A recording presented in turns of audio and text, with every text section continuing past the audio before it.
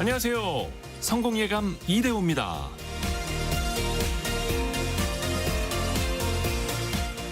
하루에도 몇 번씩 우리는 불친절한 사람들과 마주합니다. 무례한 말투, 예의 없는 행동, 배려 없는 시선들. 그럴 때마다 마음이 상하죠. 나도 모르게 말이 거칠어지고 감정이 흔들립니다. 그런데 심리학적으로 뜯어보면 불친절한 사람들의 마음속에는 자신도 감당하지 못한 외로움, 상처, 피로감이 쌓여 있다고 합니다. 그들을 다 이해해야 한다는 말은 아닙니다. 다만 똑같이 반응할 필요가 없다는 뜻인데요. 나라는 사람이 더 단단해지려면 무례한 사람들에게 똑같이 반응하기보다 내가 어떤 사람으로 살아가고 싶은지에 집중해야 합니다. 친절은 약함의 표시가 아닙니다. 무례한 상황에서도 부드러운 태도를 유지할 수 있는 건 오히려 가장 강한 사람인 거죠.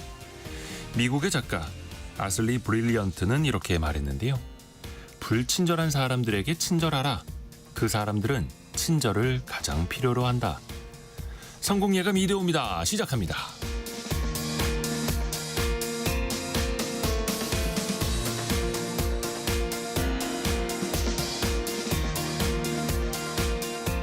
안녕하세요. 이대호입니다. 자, 오늘은 9월 11일 목요일, 지금은 오전 9시 6분 함께하고 계십니다.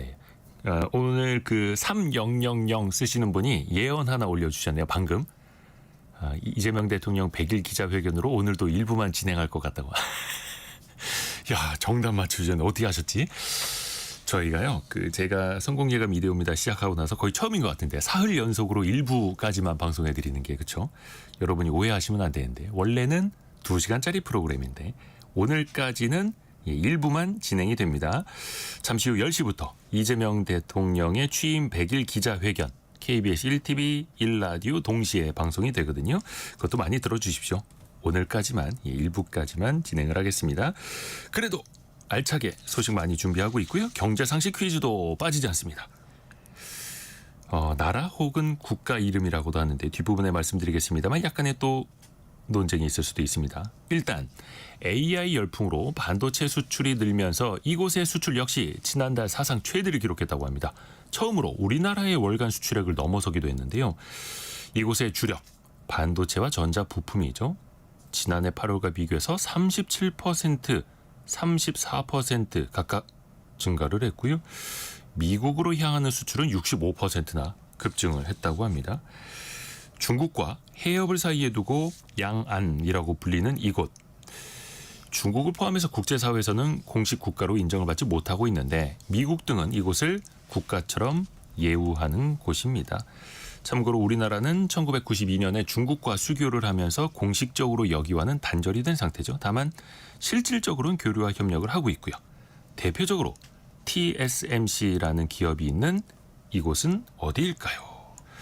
자, 짧은 문자 50원, 긴 문자 100원이 드는 샵 9730이나 KBS 콩으로 보내주시면 되고요. 추첨을 통해서 다양한 선물 보내드리고 있습니다. 또 KBS 콩과 유튜브를 통해서도 언제든지 함께 하실 수 있고요. 성공예감 이대호입니다. 자주 검색하시면 성공이 가까워집니다.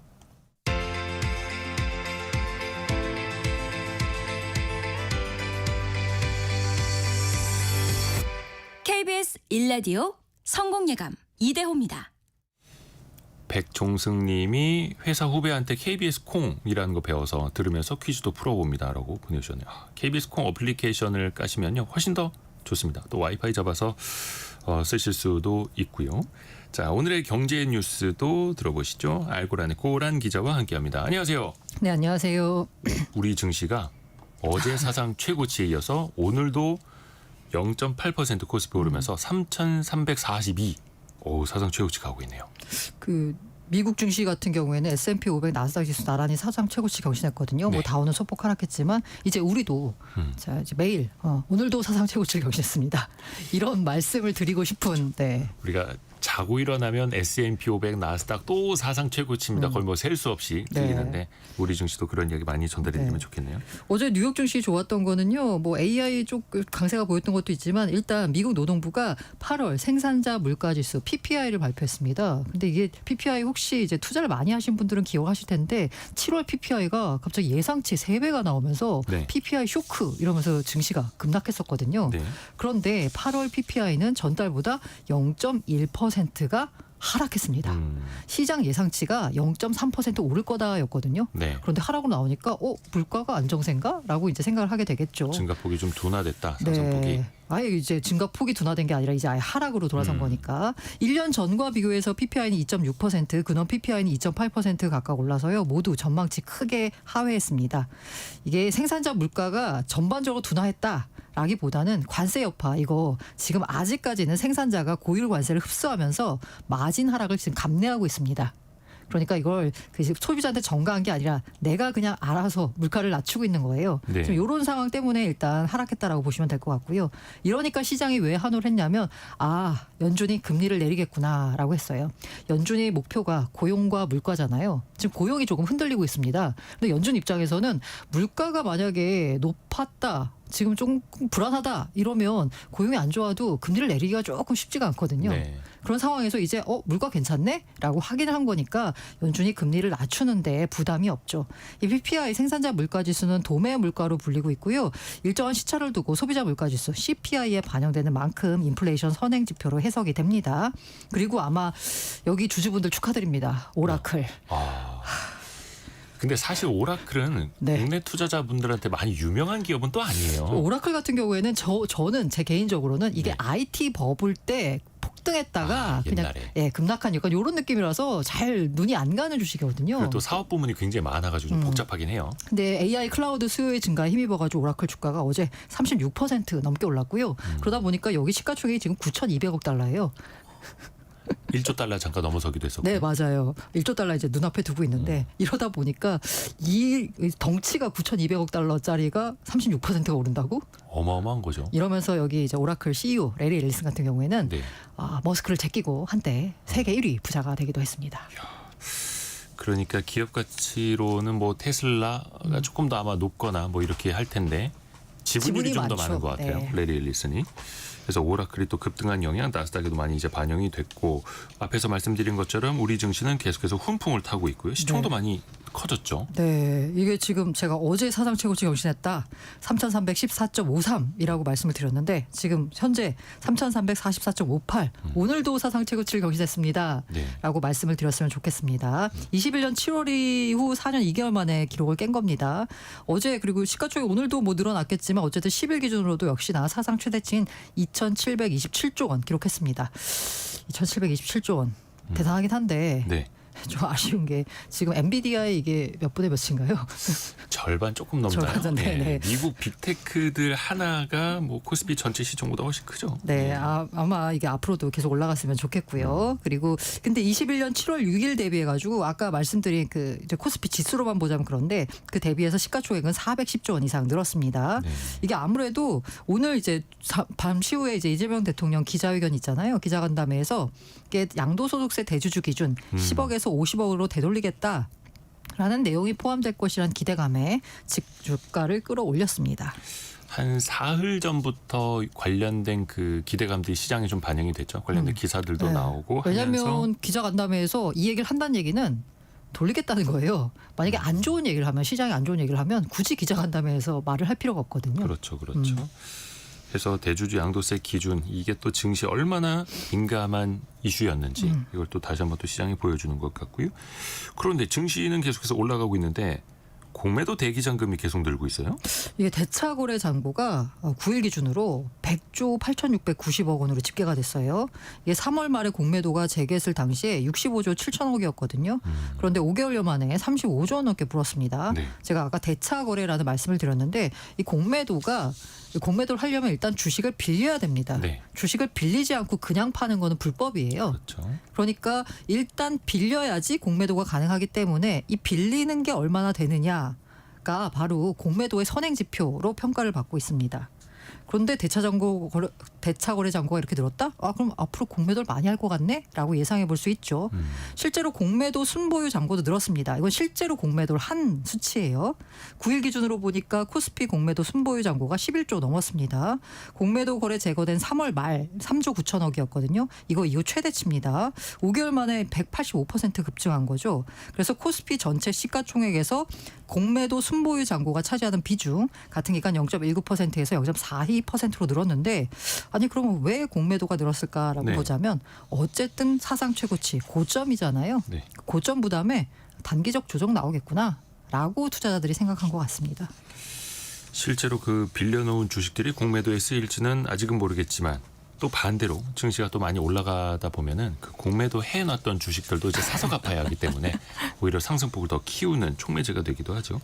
자, 그리고 미국 조지아주에 구금된 우리 근로자들 귀국 준비하고 있다고요? 요 귀국할 전세기 11일 현지 시간 정오에 출발할 예정입니다.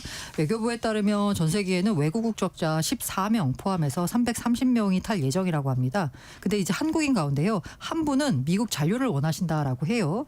그런데 이제 나머지 한국인 316명 귀국 예정돼 있습니다.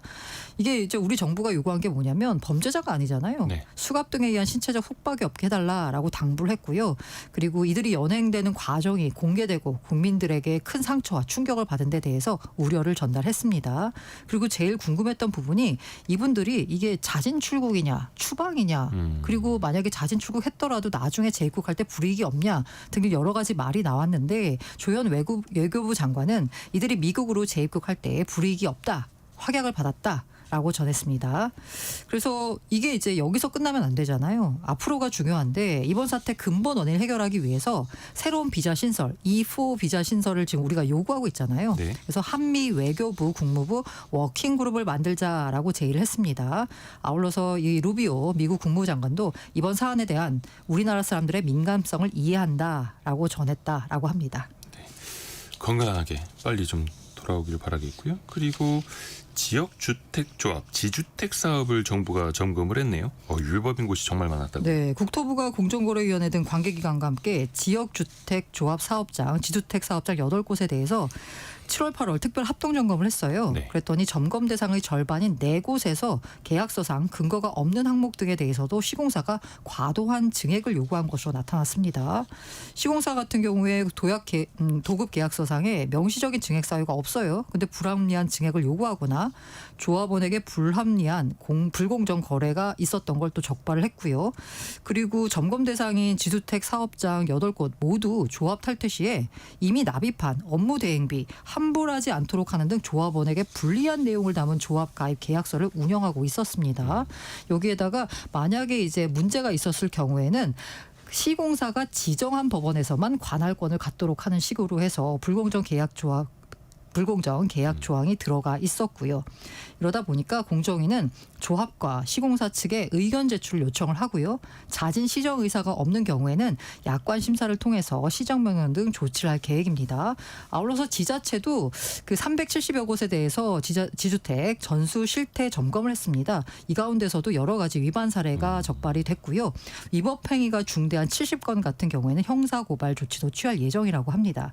그래서 국토부는 이번 결과를 토대로 해서 최초 조합원 모집 단계에 대해서는 강력하고 엄정한 기준을 확립해서 부실 조합의 가능성을 철저히 방지할 예정이다라고 했는데 지주택에 대해서 이제 이렇게 정부가 나선 이유가 뭐냐면 이 지역 주택 조합 역시나 일종의 주택 공급 창구가 되고 있잖아요. 네. 근데 이런 주택 공급 창구가 되는 게 여러 가지 사업의 불공정 때문에 문제가 생겨서 공급에 차질을 빚으니까 이거를 과정 자체를 조금 공정하게 바꿔서 공급이 원활하게 이루어지도록 만들겠다라는 의지가 아닐까라는 생각이 듭니다. 그리고 또 일하지 않고 그냥 쉬었음이라고 답하는 청년들 계속 늘고 있잖아요. 네. 정부가 청년 고용을 높이는 방안도 내놨어요. 그래서 고용노동부가 일자리 첫걸음 보장제 추진 방안을 발표했습니다. 보장제요? 네. 청년에게 더 나은 일자리 기회를 보장하고자 마련된 거고요. 말씀하신 대로 심각합니다. 청년 고용률이요. 16개월 연속 감소세에 있습니다. 그냥 쉬었음. 이 청년이요. 40만 명대에 육박합니다. 그래서 고용노동부가 이거 발표하기 전에 청년층과 간담회 신청 면접 통해서 뭐가 어려운지 구직할 때 뭐가 어려운지를 의견을 다 들었대요. 네. 그래서 이런 얘기를 다 취합을 해서 첫걸음 보장제를 이제 내놨습니다. 무슨 내용이 들어가 있냐라고 보자면 기본은 이렇습니다. 노동 여건이 보장되는 일터에서 존중받으며 기업과 함께 성장할 수 있도록 지원하겠다라는 겁니다. 그 일환으로요. 27년을 목표로 자발적 이직자에게 생애 1회에 한해서 구직급여를 지급하는 방안도 추진하고 있습니다. 지금은 구직급여는 자발적 이직자는 해당이 안 됩니다. 그런데 이제 요거 이제 추진하고요. 그리고 민간 채용 플랫폼을 통해 체불 없는 기업 등 노동법을 준수하는 기업 정보를 구직자가 직접 확인할 수 있도록 했고요. 네. 그리고 여러 가지 뭔가 체불, 괴롭힘 여러 가지 어려움이 있잖아요. 근데 청년들 같은 경우에는 어디다 이걸 얘기해야 되나 막막한 경우가 많아요. 이들을 위해서 언제나 편하게 24시간 상담할 수 있는 AI 노동법 상담도 운영하기로 했습니다. 아울러서 사실 중소기업과 대기업 간의 근로 여건 굉장히 차이가 나잖아요. 네. 그러다 보니까 청년층 당연히 대기업을 선호할 수밖에 없고요. 근데 대기업 일자리는 제한적이고요. 그래서 정부가 청년층이 원하는 근로환경 조성을 위해서 중소기업의 주 4.5일제 도입을 지원하기로 했습니다. 그러니까 중소기업이 4.5일제를 도입을 하면 정부가 지원을 해주는 방식인 거죠. 아울러서 청년의 자산 형성 지원하기 위해서 청년 미래적금 신설했고요. 그리고 중소기업 취업 신규 청년에게는 정부기여금 2배 확대 지원하기로 했습니다. 그러니까 내가 만약에 중소기업에 다닌다라고 하면 청년 미래적금 같은 경우에 더 혜택을 많이 받을 수 있는 겁니다. 그러면 이거 지금 정부가 여러 가지 대책을 내놨는데 이게 그냥 대책이 아니라 실효성이 있으려면 법이 만들어져야 됩니다. 네. 그래서 청년 고용 촉진 특별법 개정을 추진하기로 했습니다. 근데 법에 보면 청년이 몇 살이라고 생각하세요? 법에 따라서 네. 이게 지자체에 따라서도 기준이 또 다르고 요즘은 이제 40대까지 가지 않았습니까? 근데 이게 이제 청년 고용 촉진 특별법 상의 청년은 현재 29세거든요. 근데 법으로는 네, 법으로는 노동법상. 그런데 요거 34세로 높이기로 했습니다. 아하 이제 법상으로도 29세에서 34세로 네. 또 그렇게 또 갈 수밖에 없는 게 현실이기도 하고요. 그리고 그 KT에서 소액 결제가 무단으로 이루어지는 일이 벌어졌잖아요. 이거 많이들이 궁금해하시고 또 걱정하시는데 이게 당초 집계된 것보다 피해 건수가 더 늘었어요. 이게 소액 결제다 보니까 내가 소액 결제 피해를 당했는지 모르시는 분들이 꽤 있으신 것 같아요. 나중에 청구서 나와봐야 네, 맞아요. 이거 뭐지 하게 되는. 그래서 일단 소액 결제와 관련된 민원을 보면 170여 건, 피해액은 그냥 7,700만 원 정도 되는데 KT가 자체 전수조사를 해봤습니다.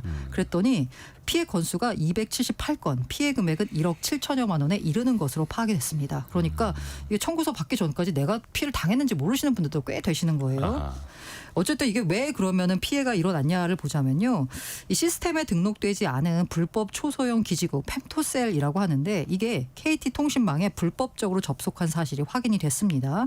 그래서 일단 민간합동조사단은 KT 말고 SK텔레콤, LG U+에도 이 불법 기지국 접속 여부를 확인할 것 그리고 이제 불법 초소형 기지국 펜토셀 접속 차단 등 필요한 조치를 취할 것을 요구했습니다. 근데 다행히 아직까지 SK텔레콤과 LG U+에는 KT와 같은 사례가 발견되진 않았다라고 해요.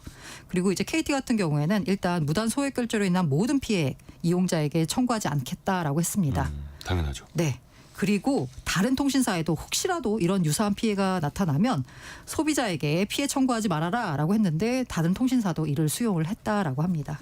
왜 건물 안에 들어가면 어디 지하에서 핸드폰 잘 안 터져요라고 통신사에 요구를 하면 자그마한 기지국 같은 거 와서 달아주잖아요. 그 카페에 그런 가보시면 것 같다라는 맞아요. 건데. 네, 손바닥 모양의 뭐가 이렇게 붙어 있는 거 예. 보이실 거예요. 그겁니다. 그거를 좀 해킹했다. 신호를 더 네. 증폭 시켜주고 이어주는 건데 그게 KT가 아니라 누군가 일부러 달아서 KT망에 그걸로 연결을 했다라는 거. 기술적으로 잘 이해가 되지 않습니다만 이런 일이 일단은 벌어졌다라는 거. 면밀히 또 조사를 해봐야죠. 자 그리고 롯데카드도 얼마 전에 해킹 피해 있었잖아요. 요새 해킹 사고가 너무 많아서요. 네. 그러다 보니까 회원수가 960만 명입니다. 일주일 전에 해킹 사고 터지고 나서 3만 명 정도 고객이 이탈됐대요.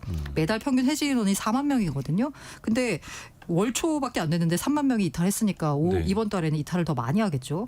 업계 5위거든요. 롯데카드가. 이탈 속도가 3배로 급증한 겁니다. 그러다 보니까 상반기 영업이익 416억, 지난해 같은 기간보다 34% 급감했고요. 지금 롯데카드 대주주가 MBK 파트너스예요. 여기가 22년에 이거 한 3조 원 정도의 롯데카드 팔려고 했거든요. 네. 그런데 지금 2조 원으로 낮췄어요. 낮췄는데도 불구하고 안 팔린다. 안 팔리고 있습니다. 고란 기자님 그저께 오늘 밤 일라디오 출연하셨었죠. 네, 네. 예, 이정옥 님이 다 들어오셨네. 듣고 있습니다. 감사합니다. 우리 청취자분들이 또 알아봐주고 계시고 알고란의 고란 기자 함께했습니다. 고맙습니다. 네, 감사합니다.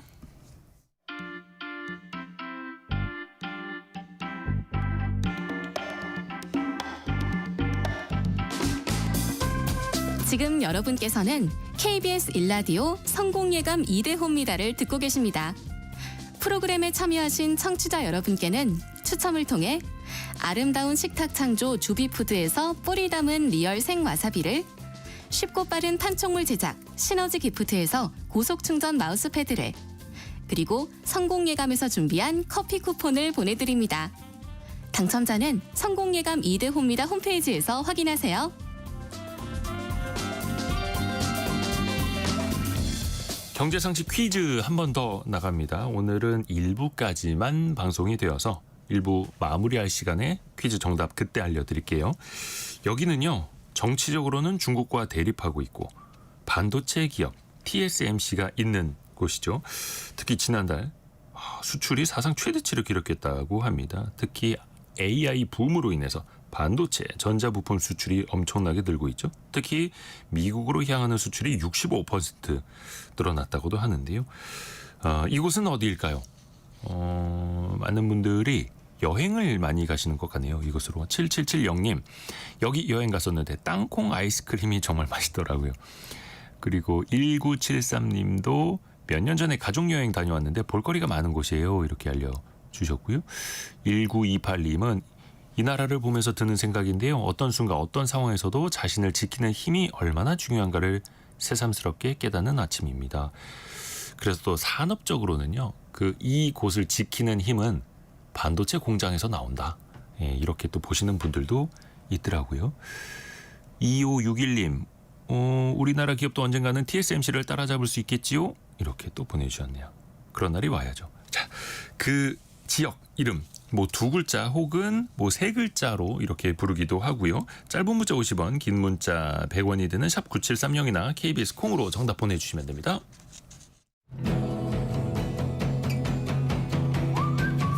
오늘의 움직임에 주목하고 세상의 흐름을 놓치지 않습니다. 여러분의 내일을 응원하며 성공의 열쇠를 함께 찾아갑니다. 성공예감 이대호입니다.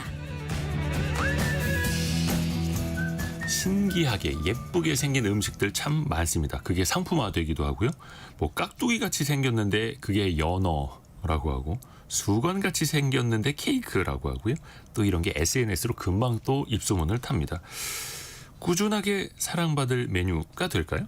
트렌드 팔로우 시간에도 한번 또 들어보시죠. 대학내일 정은우 센터장과 함께합니다. 안녕하세요. 안녕하세요.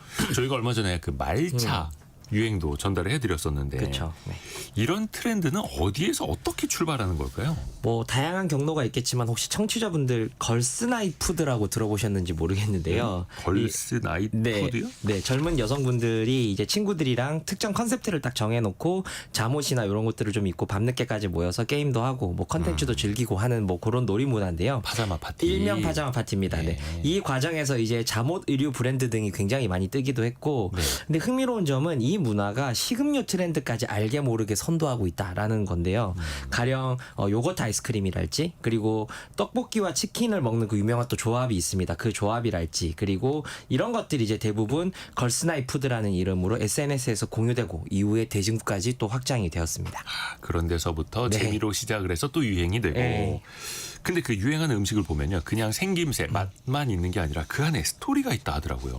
그렇죠. 그 혹시 그 몇 달 전에 한 예능 프로그램에서 전 남친 토스트라는 메뉴명이 좀 화제가 됐었는데요. 전 남친 토스트. 네, 그 헤어진 남자친구가 만들어줬던 그 토스트 레시피를 잊지 못하고 이별 후에 연락해서 그 레시피를 받았다라고 하는 이제 그 정도로 맛있다. 그 정도로 맛있었다라고 이제 온라인 썰이 화제가 됐는데 사실 이 메뉴가 등장한 지는 몇 년 정도 됐는데요.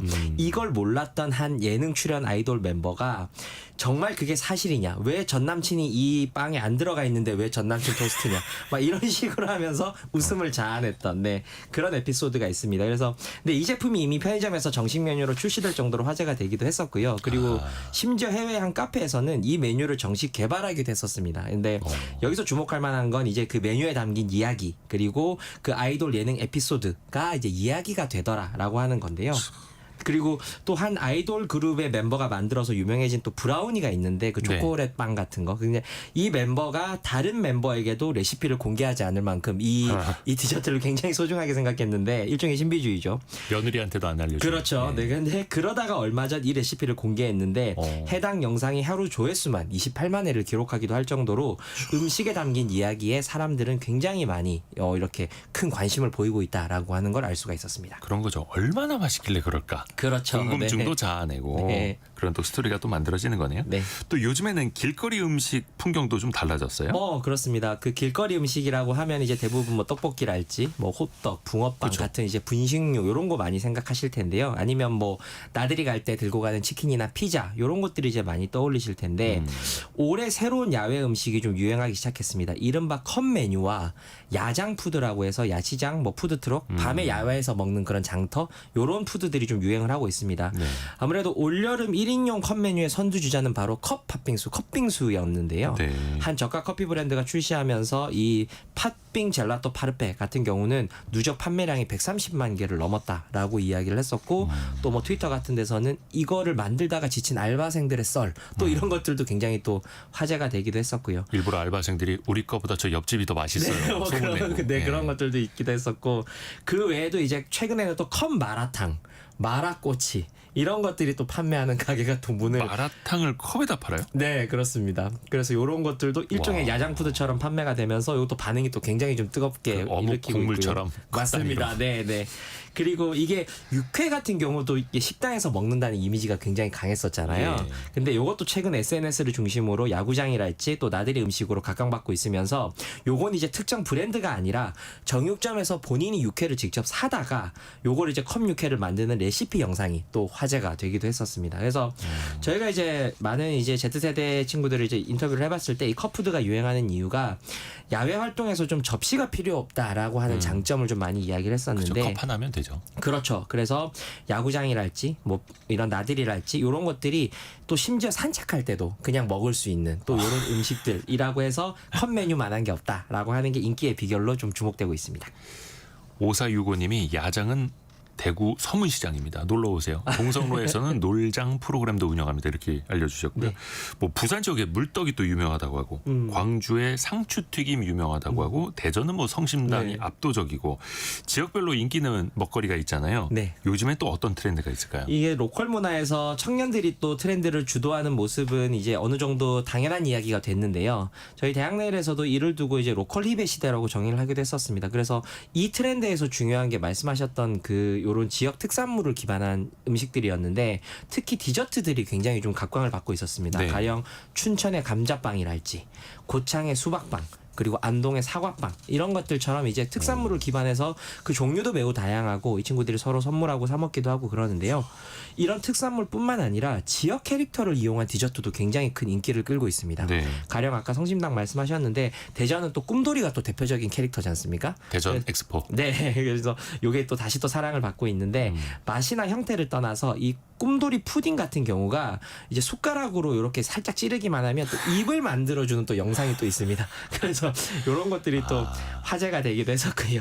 재미도 있는 거네요. 맞습니다. 그래서 이게 또 대전 여행에 또 요 카페가 필수 코스가 되고 있고 또 망고로 꿈돌이로 만든 이 꿈돌이 산도랄지 꿈돌이 호두 과자 등등도 인기를 끌고 있는데 요게 좀 흥미로운 게 뭐냐면 아까 말씀하셨던 것처럼 맛도 네. 중요하지만 뭐 SNS에 올렸을 때 나만의 어떤 컨텐츠가 되느냐. 이게 전부 영상으로 컨텐츠를 만들 수가 있거든요. 그러니까 중요한 게 맛은 아니라는 거네요. 그렇죠. 맛도 좀 중요하긴 하지만 네. 보여주는 게 더 중요하다. 맞습니다. 가중치로 그래서, 따지면. 맞습니다. 그래서 요런 이제 그 올렸을 때 영상이나 이런 걸로 컨텐츠가 되느냐 이게 굉장히 중요하고 쇼폰 컨텐츠가 되느냐 굉장히 중요한데 가령 경주의 얼굴빵이라는 게 있습니다. 얼굴빵이요? 네, 요게 이제 경주의 대표 문화재죠. 석굴암이나 신라미소 요걸 이제 좀 형상화한 빵인데 이걸 이제 또 얼굴을 싹 가리면 마치 탈을 쓴 것처럼 인증하는 또 컨텐츠 사진이 또 있습니다. 그래서 빵이 한 CD만한 거죠. 약간 좀 그렇게까지 크진 않지만 아무튼 요걸 가까이에서 카메라 가까이에서 되면 네 요거 이제 얼굴이 가려지는 컨텐츠가 있는데 요게 어쨌든 나의 컨텐츠가 되어주는 지역 특산물이 요게 열광하고 있다는 것도 기존의 어떤 지역 특산물과 좀 다른 형태라고 보시면 될 것 같습니다. SNS에서 콘텐츠가 되어주는 음식. 그렇습니다. 그러면 맛은 안 중요한 거예요? 심지어 맛이 없어도 산다면서요? 그렇습니다. 이제 식감만큼 중요한 게 바로 식음, 먹을 때 나는 사운드, 이른바 소리, 예, 요런 건데요. 맛보다 소리. 네네. 그 아시겠지만 ASMR 컨텐츠라고 하죠. 이게 이제 일상적으로 젊은 분들이 소비하는 하나의 장르가 되고 있는데 마치 내가 먹는 듯한 생생한 소리가 나는 음식에 더욱더 열광하는 트렌드가 좀 깊어지고 있습니다. 이른바 사운드 스낵 트렌드라고 이제 불리고 있는데요. 실제로 지난해 유행했던 두바이 초콜릿 같은 경우도 사실 맛보다는 소리를 강조하는 컨텐츠들이 훨씬 많습니다. 그래서 식감이 참 재밌죠. 재밌습니다. 네, 드셔보신 분들은 아실 텐데 이 바삭하게 씹히는 이른바 그 카다이프 소리라는 게 있고요. 그리고 또 잠깐 유행을 했던 스웨디시 jel리 같은 경우에도 이 쫀득한 어떤 소리들이 인기를 굉장히 많이 끌었었습니다. 요런 거 좀 가져오시면서 이제 좀 씹으면서 말씀해 주시면 참 좋았을 텐데. 알겠습니다. 궁금했는데. 네. 네. 거기까지는 제가 생각을 못했습니다. 그리고 또 이게 인터넷에서는 도저히 먹을 수 없는 맛이라는 평가를 받았던 그 한 제품이 있습니다. 그 식용 분필이라는 건데요. 이게 바사삭 소리가 나기도 합니다. 그래서 이런 식용 분필이요? 네, 이런 것들이 있는데 요게 맛은 하나도 없는데 이게 소리가 굉장히 인상적이어서 유행을 했던. 그래서 맛이 없어도 소리가 그럴싸하면 컨텐츠가 되는 경우가 있고 또 다들 뭐 좋아하시는 분들 계실지 모르겠는데 궁채나물이라고 해서 이제 한식 반찬으로 많이 나오는 예. 식재료가 있는데요. 이게 지난해 Z세대들에게 소리가 굉장히 좋다라고 하는 이유 때문에 또 이 궁채나물 컨텐츠가 또 인기를 끌기도 했었습니다. 그래서 뭐 이런 거 같은 경우에는 조회수가 궁채나물 컨텐츠 같은 경우에는 무려 한 850만 회 정도의 영상 조회수가 나오기도 했었고요. 네. 또 데친 해파리의 오도독하는 소리 그리고 일본식 젤리의 그 쫀득쫀득한 소리 같은 것들도 인기를 끌었었습니다. 이야, 무슨 뭐 젤리 소리까지. 네. 대단합니다.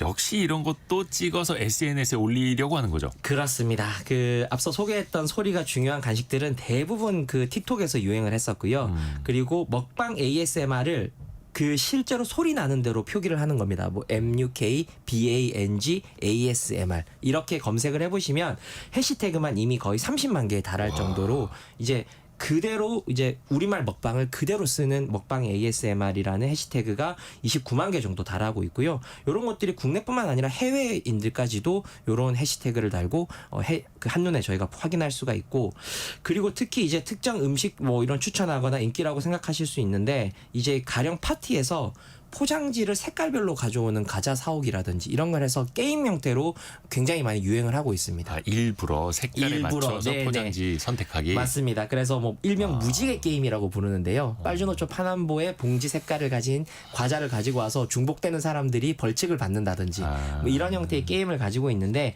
이걸 그냥 먹는다라는 게 아니라 일종의 즐기는 문화가 되었다라고 하는 거를 이해하시면 좋을 것 같습니다. 그래서 SNS는 이른바 재밌는 컨텐츠라고 해서 줄여서 잼컨을 검색해 보시면 이런 형태의 즐기는 문화들이 많이 나타납니다. 음식도 재밌어야 한다. 맞습니다. 또 요즘엔 심지어 AI 영상으로 기상천외한 거 많습니다. 먹을 수 없는 것들을 AI 영상으로 만들어내더라고요. 그렇죠. 그래서 AI가 이 먹방까지도 굉장히 좀 핫하게 만들어내고 있는데요. 예. 이른바 말씀하셨던 용암이랄지 용암을 빙하랄지, 네. 현실에서 먹을 수 없는 것들을 AI 먹방으로 이렇게 만들어내고 있는데 여기서 재밌는 점은 반대로 AI 먹방으로 재밌어지면 이걸 실제로 패러디해서 만들어 먹는 사람이 등장을 한다라는 겁니다. 이제 유명 유튜버들이 용암처럼 보이는 음식, 빙하처럼 보이는 캔디 이런 것들을 만들어서 높은 조회수를 기록하고 있는데 용암 같은 경우에는 경우에는 이 색소를 오렌지색 색소를 섞은 물엿에 약간 태운 마시멜로를 얼린 버전인데요. 이게 한눈에 딱 봐도 건강에 좋지 않아 보이거든요. 그러네요. 네. 네. 그래서 최근에는 이 탕수육 소스에 이 까만 치킨을 올린 버전까지 좀 등장을 했고요. 그 외에도 질감을 좀 유리처럼 만든 유리과일 이것도 AI로 유행을 했었는데 이런 것들을 또 실제로 만들어내기도 하고 그리고 앞서 설명드렸던 빙하 캔디 같은 것들도 AI가 아니라 직접 제작해서 먹는 유튜버가 등장을 하고 있습니다. 신기합니다. 네. 이런 AI 먹방은 또 이번 어떻게 보면 이제 기술적인 흐름 시대랑 또 딱 맞는 거잖아요. 그렇죠. 이런 흐름이 계속되겠죠. 저희는 AI 트렌드는 좀 빠르게 변하기 때문에 과연 이게 유지가 될까 궁금하신 청취자분들이 좀 많을 것 같습니다. 네. 무엇보다도 이제 AI 영상에 대한 부정적인 이미지도 조금씩 늘어나고 있고 그래서 그리고 또 무엇보다 앞서 설명드렸던 것처럼 건강에 좋지 않은 것 같다라고 하는 이미지 때문에 사실 좀 조심스럽기는 하지만 조회수 때문에 또 무리하는 거죠. 그렇습니다. 그런 부분도 분명히 없잖아 있기는 한데요. AI 영상에 대한 거부감이 좀 예전보다 줄어들고 있고 과거에는 그리고 실제 AI로 구현하는 것에 흥미를 느꼈다면 앞서 설명드렸던 것처럼 최근에는 AI로 구현한 걸 실제로 사람이 한번 해보는 것에 재미를 느끼는 방식으로 패러다임이 바뀌고 있어서 이런 부분들은 어느 정도는 유행이 유지되지 않을까라고 저희는 보고 있습니다. 임지은 님이 20대인데 요즘 유행 따라가기 힘들어요. 이렇게 보면 그렇죠. 뭐 20대라고 이거 다 어떻게 따라갑니까? 너무 맞습니다. 빠르고 거기다 또 AI까지 더해졌으니까. 네. 그래서 어떤 분들은 아니 이런 음식 트렌드 어떻게 다 이걸 따라가? 이렇게 생각하실 수도 있거든요. 이게 이제 반짝 스쳐가는 유행일 수도 있잖아요.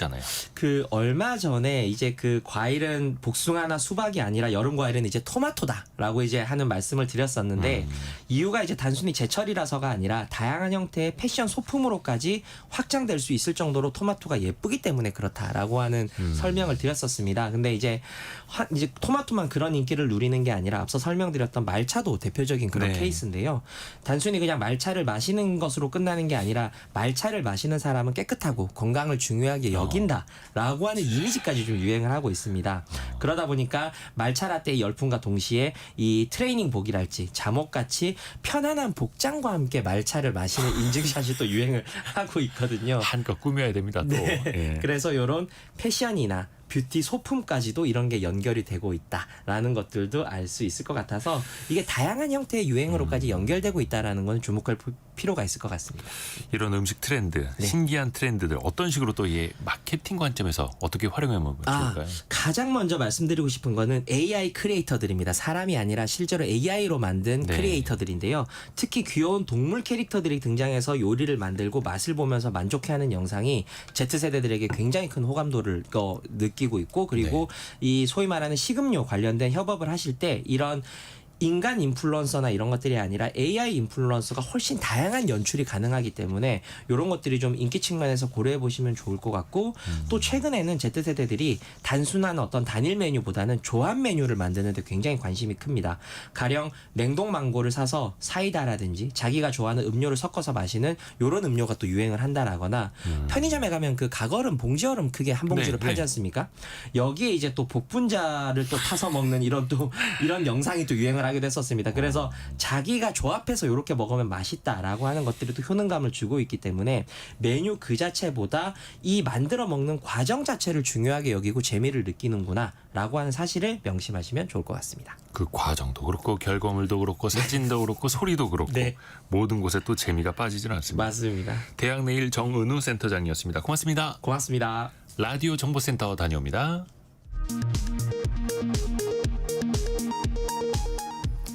미국 조지아에서 체포 구금된 한국인 316명 등 330명이 우리 시간 내일 새벽 귀국 전세기에 탑승하는 방안이 추진되고 있습니다. 외교부는 트럼프 대통령이 신체 속박 없는 호송을 지시했으며 출국자들의 불이익이 없음을 확약받았다고 밝혔습니다.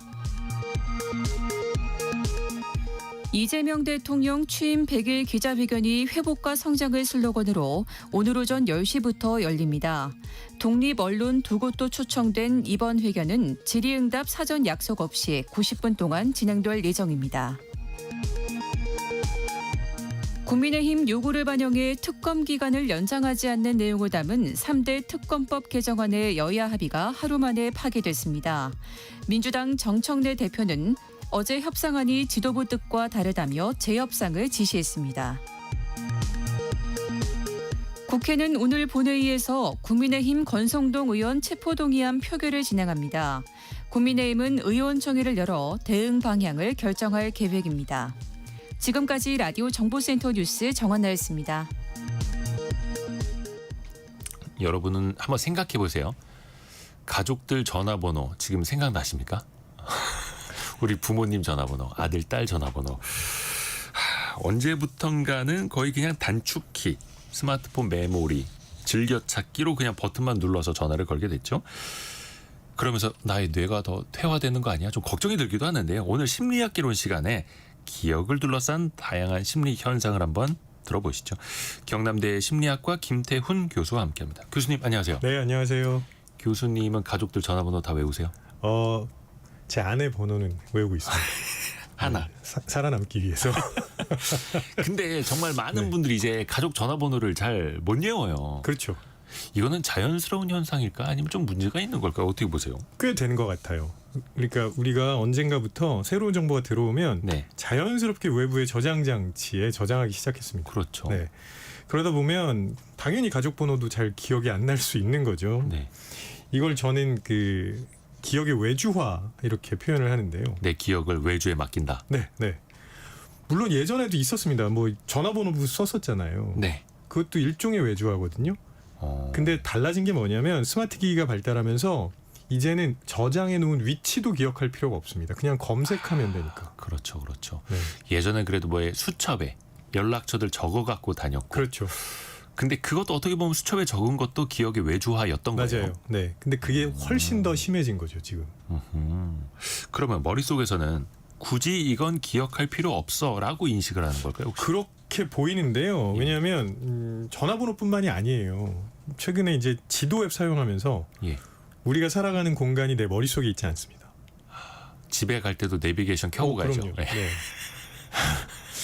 그리고 모두 스케줄러 쓰시잖아요. 예. 그러니까 내 일상의 기록도 내 머릿속에 있지 않아요. 그러니까 모든 것들이 내 머릿속에 있지 않고 자꾸 바깥에 있습니다. 이렇게 정보 자체를 기억할 필요가 없는 외주. 외주화가 계속 지속이 되고 그러니까 그냥 어디서 찾을 수 있는지만 확인하면 충분하다 이렇게 생각하는 거죠. 매우 편리하긴 합니다. 아, 네. 이 기억의 외주화. 그럼 이것도 나름 장단점이 있을 거 아닙니까? 네, 언뜻 보면 예. 기억 용량을 확장할 수 있다는 장점이 있어 보여요. 뭐 요즘은 스마트폰에 전화기 10,000개 이상 저장하시는 분들도 예, 있다고 예, 하거든요. 그래서 제가 이상적으로 좀 생각을 해보면 일종 역할 분담이 있는 거죠. 여기다 저장해놓고 내가 필요하면 그때 찾아서 오면 되는 거 아니야? 그리고 필요하면 내 뇌는 다른 일을 하고 있다가 훨씬 더 생산적인 방식으로 쓸 수 있는 거 아니야? 이렇게 생각하실 수 있지만 네. 실제로는 그렇진 않습니다. 훨씬 더 중요한 게 뭐냐면 예. 머릿속에 정보들이 저장되어 있어야 그 안에서 나도 모르게 굉장히 다양한 연결이 이루어지면서 훨씬 더 깊은 처리를 할 수 있게 돼요. 뭐 연결하려면 머릿속에 데이터가 있어야 되는데 그럼요. 데이터가 아예 없는데 뭐 연결하려는 것과 네. 데이터가 많은데 그중에서 연결하는 건 또 그렇죠. 차이가 크니까. 그렇죠. 네네. 6393님이 좀 슬픈 이야기 해주셨는데 가족 번호는 기억 못해도 직장 상사 번호는 기억하고 있습니다. 생존을 위한 기억이에요. 현실입니다.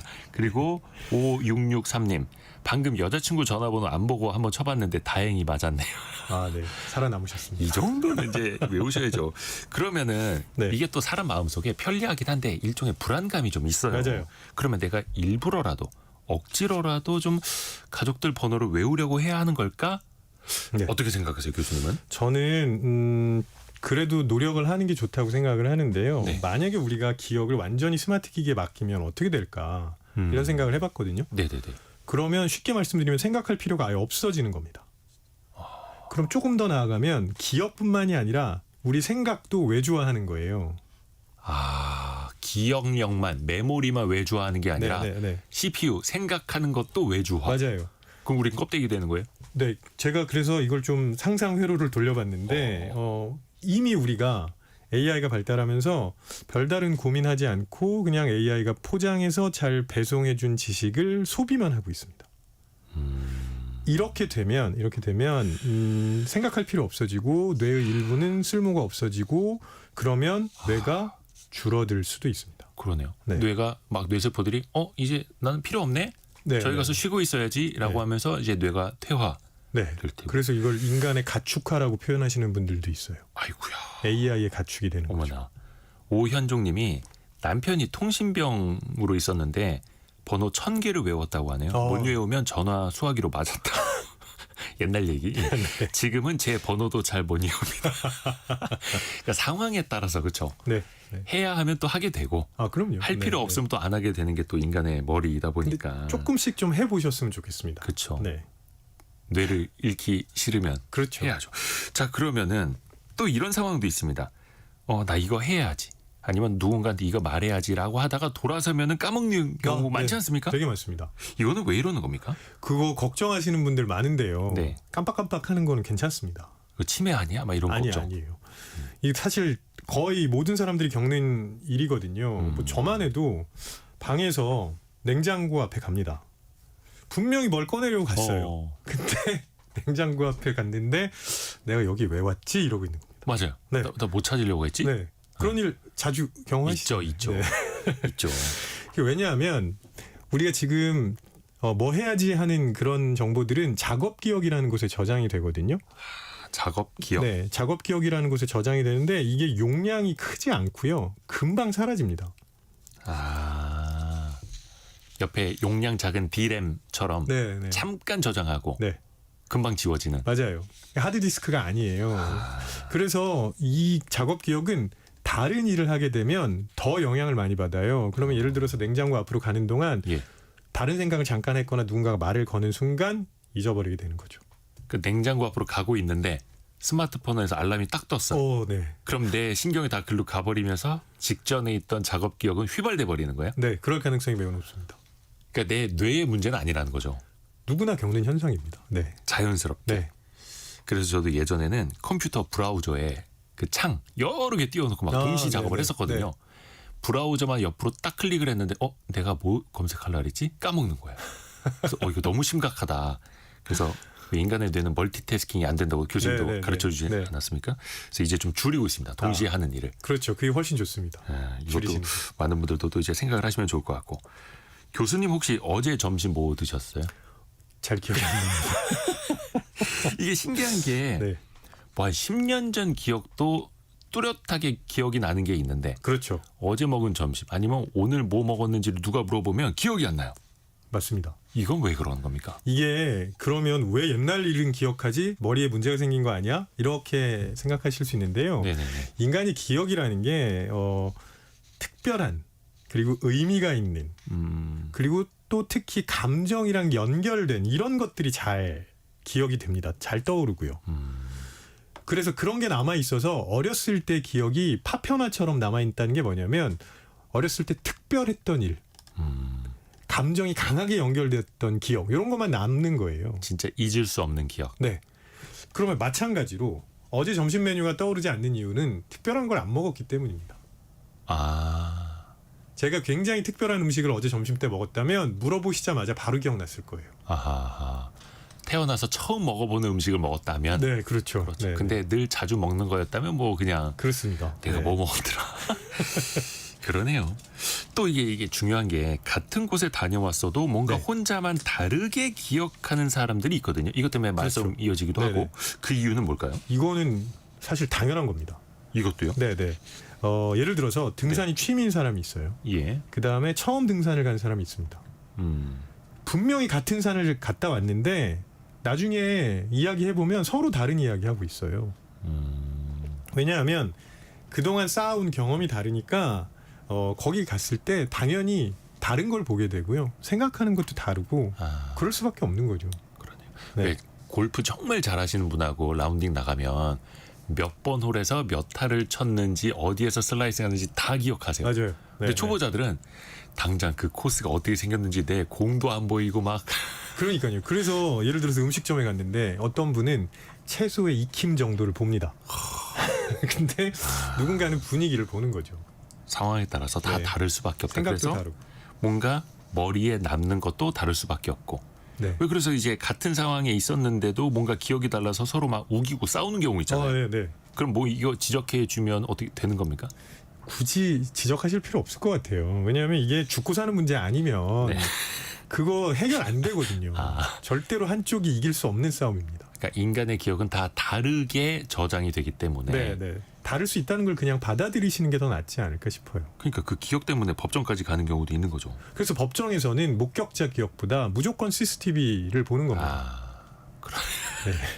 그러면은 이제 심리학적으로 네. 우리의 기억력을 좀 높일 수 있는 방법도 있습니까? 어떻게 좀 도움받을 수 있을까요? 사실 굉장히 많은데요. 심리학에서는 기억력 높이는 방법 엄청나게 많이 연구해 왔거든요. 근데 제가 몇 가지만 오늘 말씀드리겠습니다. 이게 너무 많아서 이게 그 IQ랑은 상관없는 거죠? IQ랑 상관없습니다. 네. 일단 떠올릴 수 있는 단서가 많을수록 기억을 더 잘합니다. 이거는 뭐 물리적인 단서든 환경적인 단서든 감정적인 단서든 다 똑같아요. 그래서 제가 학생들한테 항상 이야기하는 게 시험 공부할 거면 네. 시험 보는 장소에서 공부하라고 합니다. 그러면 그 장소에서 공부를 하면서 거기 있는 여러 가지 그 뭐 책상이든 네. 칠판이든 이런 거랑 다 자기가 공부하는 거랑 연결시켜요. 자기도 모르게. 훨씬 더 기억이 잘 납니다. 아, 그래요? 네. 그 다음에 반복해서 그냥 무작정 외우는 건 아무런 의미가 없습니다. 그래서 내가 원래 알고 있던 거, 경험했던 거 이런 거랑 자꾸 연결해야 돼요. 연결. 네. 제일 중요한 건 연결이네요. 네. 그래서 예를 들어서 똑같은 볼펜이라고 하더라도 이 네. 볼펜을 예를 들어 생김새로 그냥 반복해서 달달 외우면 금방 잊어버리지만 그렇죠. 이거 예전에 내가 좋아했던 누군가가 주었던 그 볼펜이랑 되게 비슷하네. 이런 식으로 기억하면 아하. 그 이미지가 그대로 남아서 오래 기억에 가요. 뭔가 머릿속에서 막 스토리를 만들어내는 거죠. 그렇습니다. 네. 그리고 한 가지만 더 말씀드리면 만약에 10시간을 공부한다면 예. 2시간씩 5일 하는 게 좋을까요? 하루에 10시간 몰아서 하는 게 좋을까요? 아, 제가 그거 알았으면 조금 더 공부 잘했을 텐데. 어떤 게 더 낫습니까? 2시간씩 5일에 하시는 게 훨씬 좋습니다. 그래요? 네, 몰아서 하는 건 넣기도 어렵고요. 그 다음에 금방 잊어버리기도 하고 서로 간섭 현상이 일어나서 저희가 절대 권하지 않습니다. 아하, 그래서 몰아서 하는 것보다는 조금씩 나눠서 네, 약간 숨 쉴 틈을 주는 거네요. 네 머리한테도. 이거 아주 간격두기 효과라는 용어도 있어요. 간격두기. 네. 시험 장소, 그 장소 그리고 뭔가 연결하고 스토리를 만들어가고 메모리에도 좀 간격을 둬라. 네. 많이 배웠습니다. 조금 똑똑해진 기분인데요. 경남대 심리학과 김태훈 교수와 함께했습니다. 고맙습니다. 고맙습니다. 감사합니다. 자, 오늘은 저희가 1부까지만 방송을 해드려서 경제상식 퀴즈 지금 정답을 알려드릴게요.